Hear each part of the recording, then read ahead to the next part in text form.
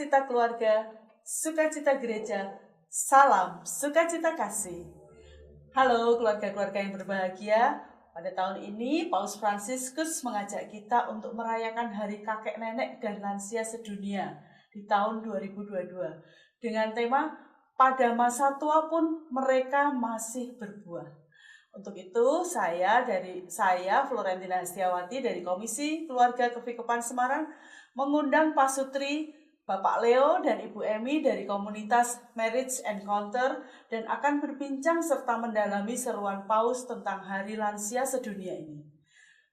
Pada episode sebelumnya kita sudah bersama Romo Ivan MSF membahas mengenai Hari Kakek Nenek dan Lansia tahun 2002 ini. Banyak informasi yang kita dapatkan dari Romo Ivan MSF mengenai Hari Lansia ini. Salah satunya adalah kita harus menemani dan memberikan waktu dan menyapa mereka secara khusus pada Hari Lansia ini karena mereka masih bisa berbuah. Nah, Bapak Ibu, Pak Sutri, Leo dan Ibu Emi, saya senang sekali Bapak Ibu berkenan hadir. Saya pengen sekali mendengarkan cerita dari Pak Leo dan Ibu Emi tentang bagaimana memasuki masa lansia. Ngomong-ngomong, kalau saya pengen boleh tahu, sekarang usianya berapa Pak Leo? Saya termasuk usia 76. 76. Bulan Agustus. Bulan 76. Kalau Ibu Emi? Saya 68. Usia perkawinan? Kalau boleh tahu. Usia perkawinan kami tahun ini nanti Desember yang ke-46. 46. Ya. Luar biasa. Berapa putra dan kalau boleh tahu saya berapa putra dan cucu? Putra saya 3, menantu tentu 3, cucunya 7 jumlahnya. Sudah besar-besar semua ya Pak? Oh, sudah besar dan saya amat bahagia sekali karena pernikahannya semua secara Katolik. Dan kebetulan cucu saya juga sudah dibaptis semuanya sejak bayi secara Katolik. Amat bahagia sekali saya sebagai kakeknya. Kalau sekarang Pak Leo dan Ibu Emi di masa lansia ini pasti merasakan sesuatu. Wah, plong, bahagia setelah melihat perjalanan mengasuh anak-anak sampai mereka mentas ya Pak ya. Ternyata Tuhan boleh beri karunia yang luar biasa. Apakah itu semua pengalaman yang menyenangkan sehingga Pak Leo dan Ibu Emi mengungkapkan rasa terima kasihnya seperti apa? Boleh diceritakan bagaimana awal mulanya perkawinan, terus punya anak, kemudian punya cucu gitu. Boleh nostalgia sedikit ya Pak? Terima kasih sekali. Saya agak merenung karena itu 46 tahun lalu, bukan waktu pendek. Jadi pertama kali plus, ada plusnya itu 46 plus kami itu berpacaran hampir 6 tahun. Jadi 52 tahun lalu kami bertemu di Semarang karena istri saya berasal dari kota Bandar, saya berasal dari kota Semarang. Kami bertemu dan kebetulan saya hampir selesai pendidikannya. Berikutnya tahun depan saya sudah selesai. Saya diminta untuk mengasuh Unika Sugio Pranoto yang baru. Fakultas Ekonomi saya mendirikan bersama Romo, bersama dengan Bapak Rektor Dr. Suroyo. Jadi itu pertama kali bertemu dengan pasangan dan kami saat bertemu itu belum Katolik. Bahagia sekali karena pertemuan dengan Romo Pandejo itulah yang menyebabkan saya menjadi Katolik. Saya terus terang sementara waktu SMA sudah kursus katekumen, namun saya pergi terus akhirnya ditarik kembali menjelang perkawinan kami dan akhirnya dibaptis dengan Romo Pandejo. Luar biasa itu pengalaman tahun yang lalu bertemu. Saya sangat bahagia sekali bertemu dengan pasangan yang saya cintai sampai saat ini. Dan ada satu hal yang amat penting bagi kalian semua, pasangan yang sangat ditentukan, diputuskan, dipilihkan oleh Tuhan. Saya tidak kecewa, bahkan saya merasa mendapat bantuan di dalam usia-usia senja ini. Tanpa pasanganku, aku tidak tahu apakah usia-usia senja ini bisa kami nikmati dengan penuh kebahagiaan. Ini betul-betul bahagia. Ini pertama pertemuan kami dengan pasangan, dan selanjutnya pernikahan kami membawa putra dan putri. Kami persilahkan untuk pasangan lebih tepat. Karena Ibu lebih dekat pasti. Betul. Bagaimana Bu Emi? Pengalaman dari pernikahan Iya, sampai sekarang. Sampai sekarang. Kami menikah tahun 76, lalu 1 tahun kemudian mempunyai anak yang pertama, 3 tahun kemudian anak yang kedua, dan 4 tahun kemudian anak yang ketiga. Sungguh suatu kebahagiaan bagi kami, mereka semua sehat dan tumbuh menjadi anak-anak yang manis. Dan juga di tempat sebagian, di tempat ini dan di Kapel Bangkong, Pater Van Dense yang sangat dekat membaptis ayahnya, juga membaptis anak-anak saya. Pengalaman selama menjadi kakek nenek ya, tadi pertanyaannya ya. Jadi sebetulnya saya sempat kaget juga ketika diminta untuk menjadi pengalaman menjadi MC sebagai kakek dan misa lansia. Oh, aku sudah nenek ya. Saya merasa sepertinya baru kemarin masih membimbing anak-anak. Ternyata tak terasa setelah anak-anak menikah dan keluarlah cucu-cucu, mereka memanggil oma. Opa. Saya disadarkan kalau sudah jadi nenek. Ya, pengalamannya sangat membahagiakan memang.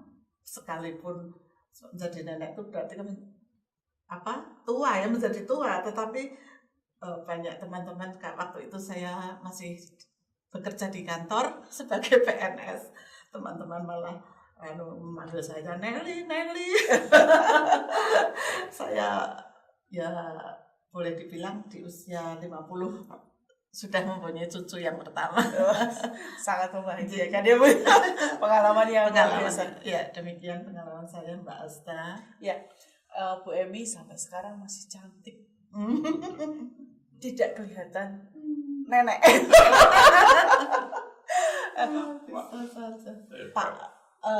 Bapak Leo dan Ibu Emi, kira-kira nih sudah jadi kakek nenek, kalau pada masa dulu masih bisa sering banget ketemu anak-anak. Kalau sekarang gimana Pak? Intensitas ketemuan gimana Pak? Iya.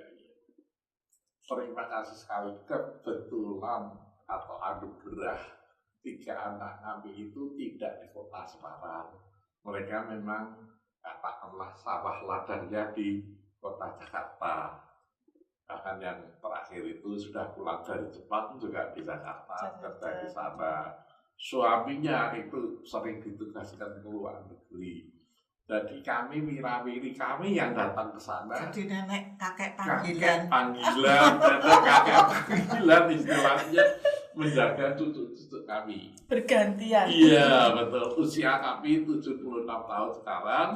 Usia istri saya 68. Terpaut 8 tahun memang usia yang panjang, tapi ya sudahlah, kami terima itu suatu anugerah dari Tuhan.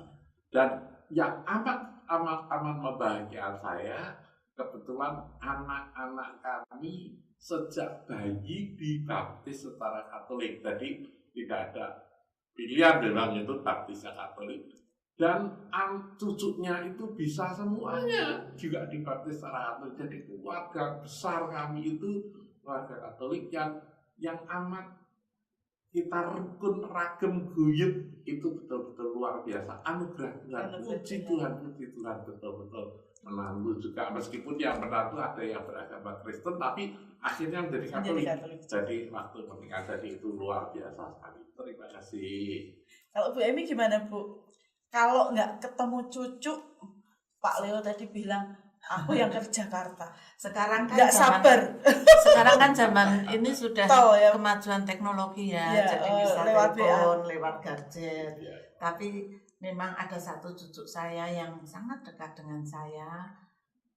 Kemungkinan karena saya berada di sana hampir berapa ya? Dia berusia 3 tahun, saya wirawiri. Tapi 6 tahun sejak lahir, 6 bulan sejak lahir sampai 6 bulan saya menemani anak saya. Berhubung menantu saya tadi harus sekolah di luar negeri. Sejak melahirkan pun suaminya sudah berangkat, jadi saya kasihan, lalu saya menemani dia. Si cucu ini sangat memonopoli dengan saya sebagai nenek. Berarti kalau kemarin saja saya di sana hampir 1,5 bulan, mau pulang, no, enggak boleh, Oma harus di sini forever. Saya jadi terharu. Memang sangat dekat dengan cucu satu persatu karena bapak ini juga setiap hari mesti menelpon yang Video call ya Pak ya. Video call dari yang ini, kemudian yang ini menanyakan bagaimana kabarnya, sekalipun tidak berjumpa muka, tapi dengan adanya teknologi kita bisa ketemuan lihat video. Ya, bersyukur ada teknologi. Kadang-kadang rasa kangen yang membuncah melihat anak-anak, melihat cucu-cucu itu tergantikan. Tapi sementara, karena yang paling senang adalah kalau kita bisa ketemu langsung ya. Nah, ini Bapak Leo dan Ibu Emi, saya tuh pengen tahu sampai keluarganya bisa rukun.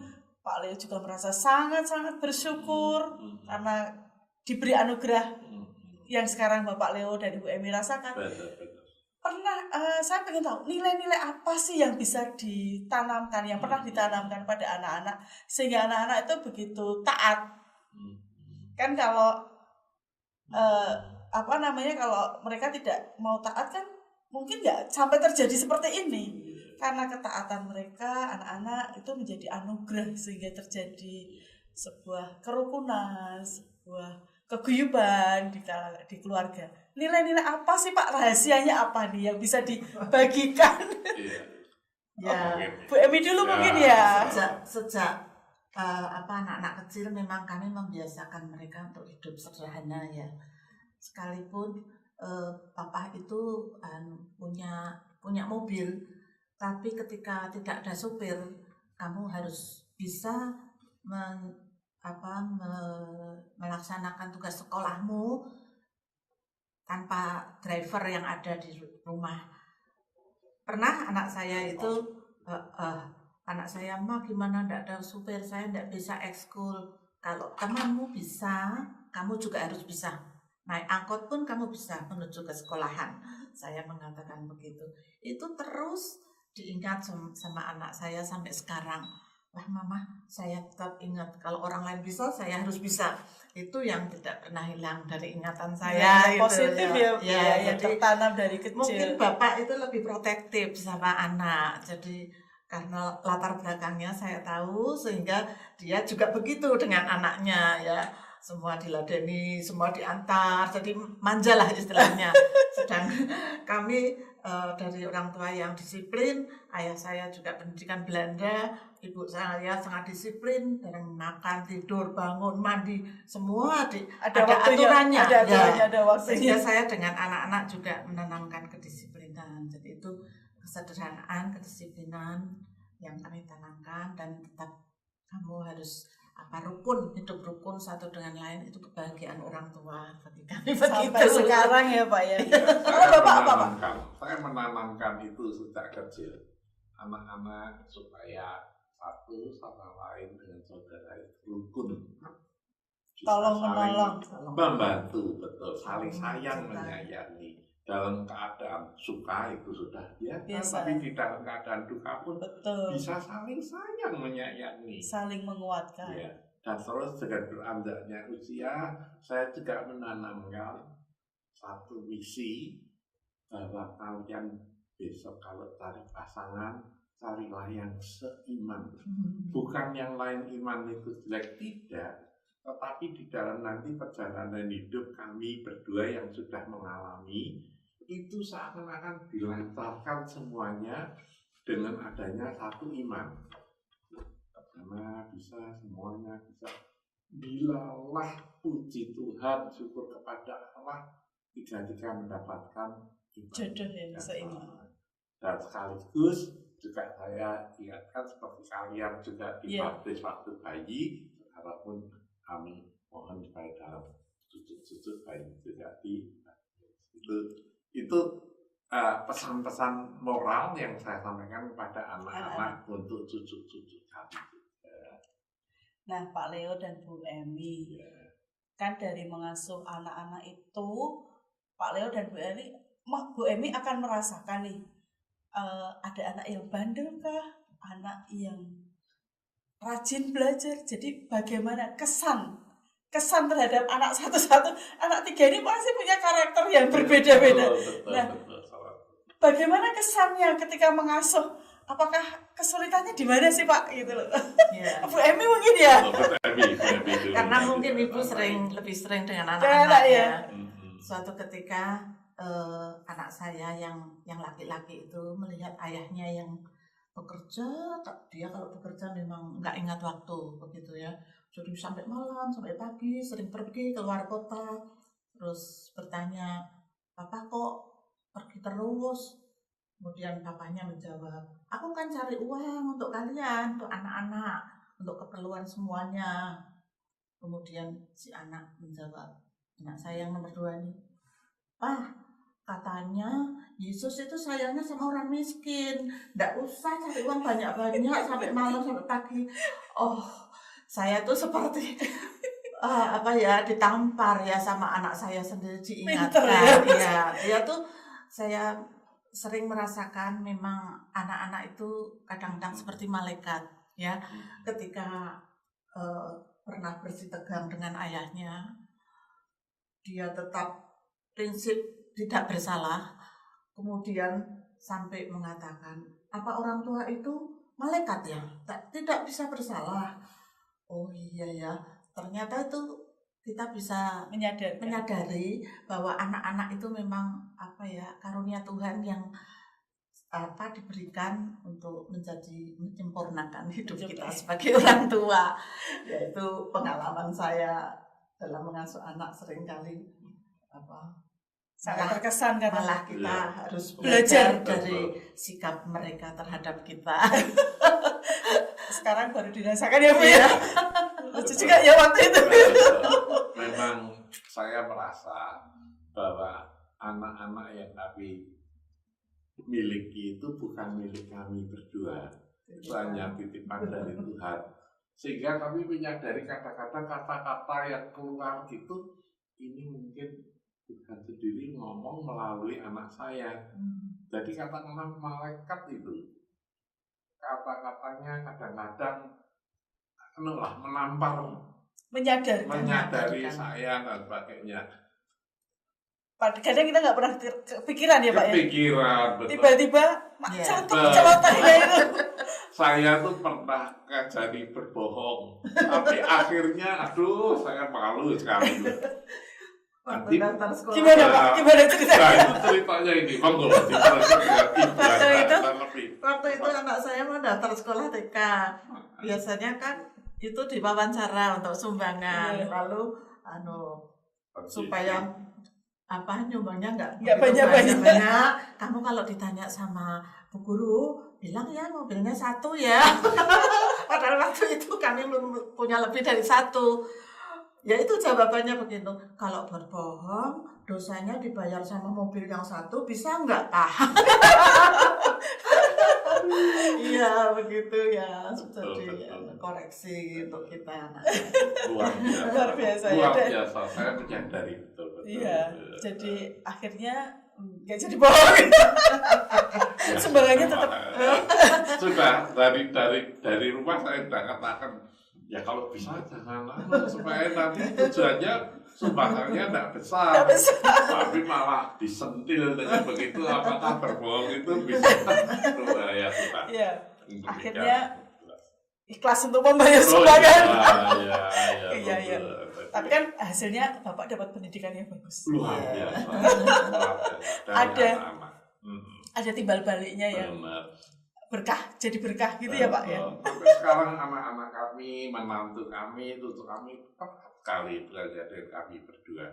Jadi buah-buah yang saya nikmati bukan dari luar-luar, tapi luar ada, tapi dari dalam sendiri itu sudah kami terima di dalam usia kami senja.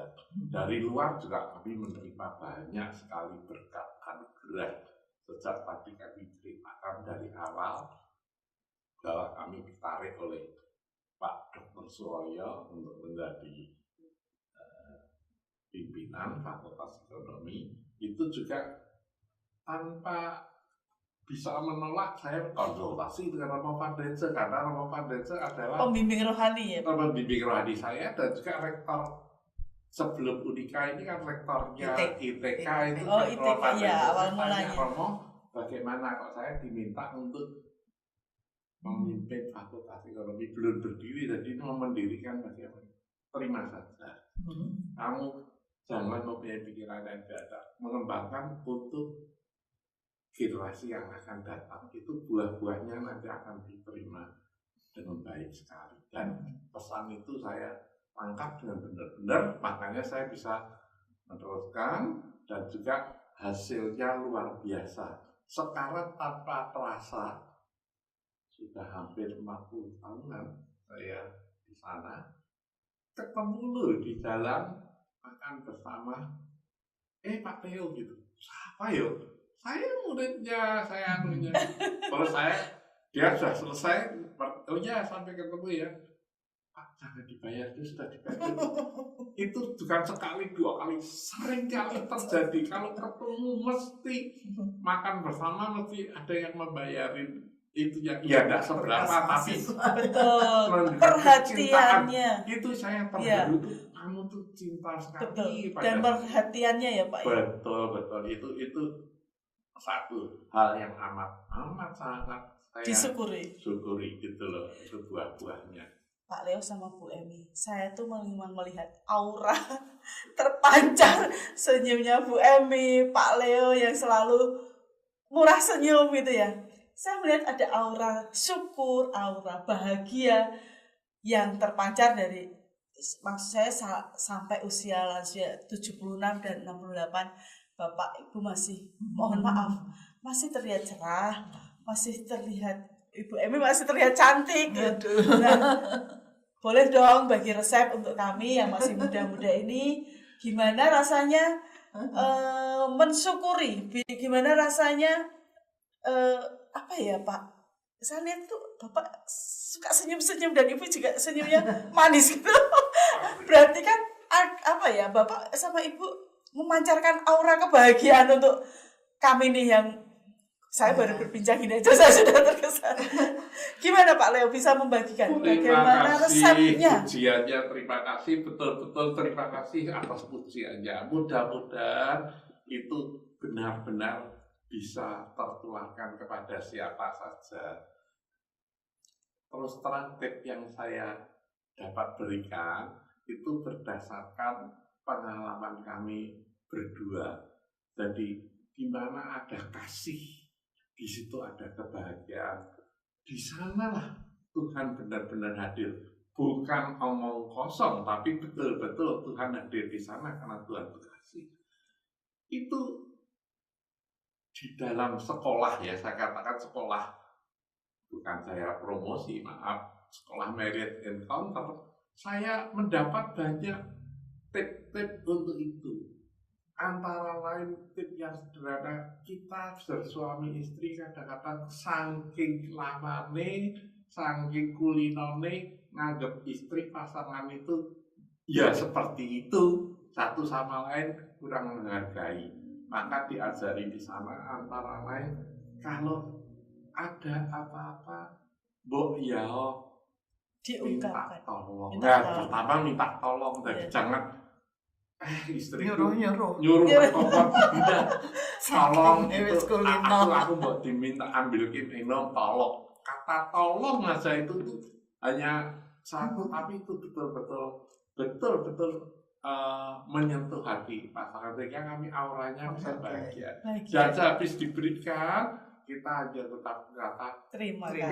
terima kasih. Jangan pelit ya. Terima kasih. Iya. Dan satu kata lagi, Iya. kalau memang ada kekeliruan, Minta maaf. yes, 3 kata itu kami terapkan, betul-betul kami terapkan di dalam kehidupan sehari-hari selama hampir 46 tahun ini, sehingga betul-betul membawa suasana, dan itu aura itu. Tapi masih terus belajar Banyak hal yang Walaupun sampai kakek nenek tetap harus belajar. Aura itu harus kami, meskipun ya kami menyadari itu salah satu sekolah. Ya artinya menulis kartile apa, menulis itu betul-betul, tapi yang ini yang penting yang perlu saya sampaikan. Terima kasih. Jadi semacam ini ya Pak Leo ya, 3 kata kunci itu menyejukkan hati pasangan kita. Itu yang mau disampaikan ya Pak. Jangan lupa pasangan, walaupun sampai sepuh pun jangan lupa. Tapi tidak bisa dipungkiri ya, dari dua pribadi yang berbeda itu kita selalu berjuang untuk bisa belajar mengerti pribadi pasangan. Jadi saya seringkali bertemu dengan pasangan-pasangan lain, kalau cerita tentang kekurangan pasangannya dan ini dan itu, aja makan obat yang namanya pil maklum. Saya resep itu resep. Terus ini resepnya pilnya maklum, lalu vitaminnya sabar. Dari balai pengawas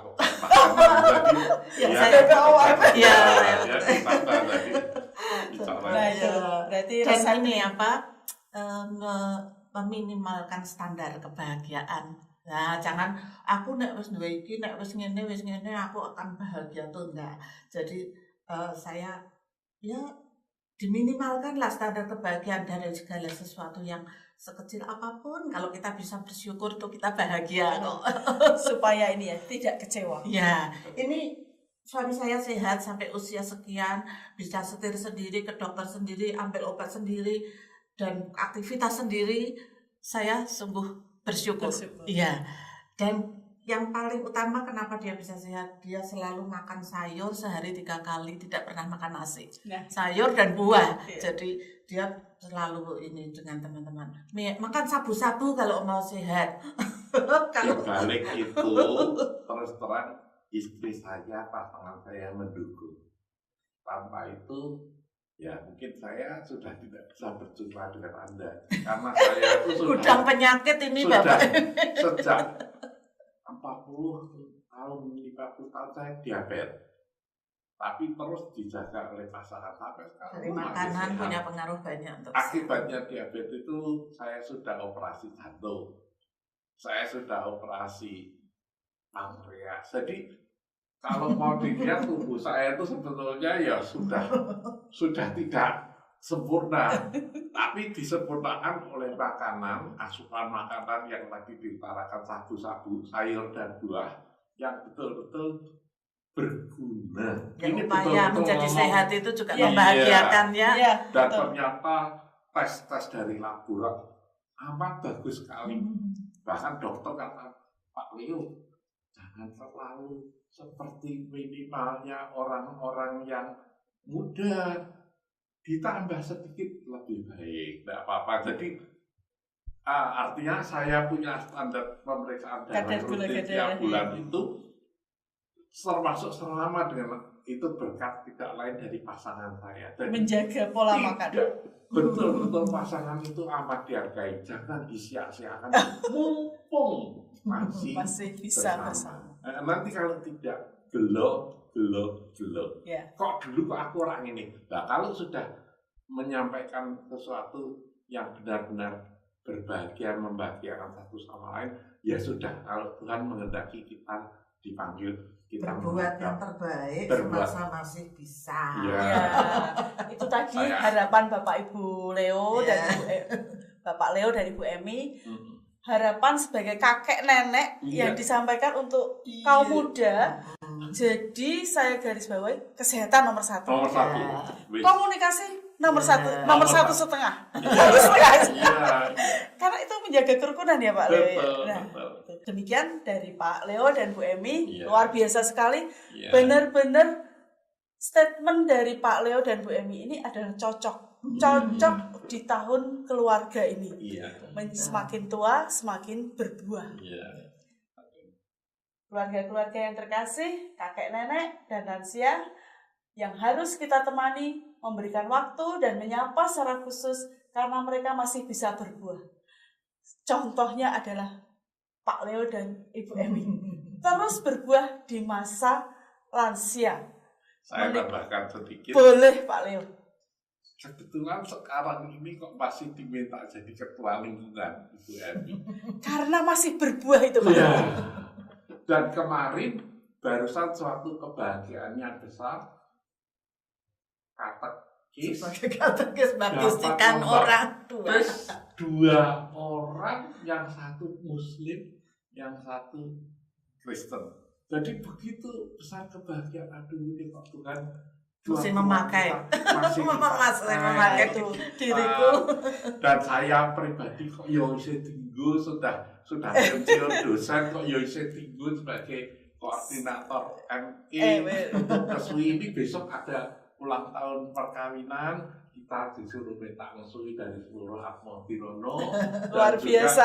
Rekoleksi kita minta ya sudah, Ya. kita terima. Terima kasih. Luar biasa Pak Leo. Jadi cocok sekali dengan temanya, makin tua makin berbuah. Jangan lupa minggu keempat bulan Juli, mari kita memperhatikan secara khusus para kakek dan nenek dan lansia, karena pada hari itu secara khusus gereja memperingati Hari Lansia Sedunia. Untuk itu saya Florentina Hastiawati dari Komisi Keluarga Kefikepan Semarang bersama Pak Sutri, Bapak Leo dan Ibu Emi dari komunitas Marriage Encounter mengucapkan terima kasih. Sukacita keluarga, sukacita gereja, salam sukacita kasih.